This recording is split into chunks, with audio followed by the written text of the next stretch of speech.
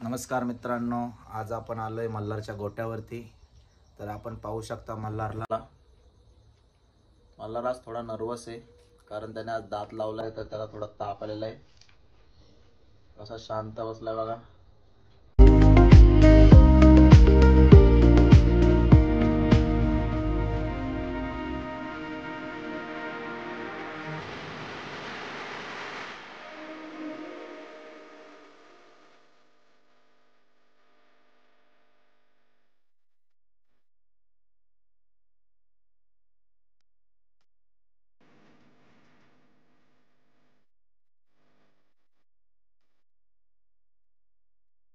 मित्रांनो, मल्हारने दात पाडले तर त्याचा ऊस आम्हीच खातोय आता।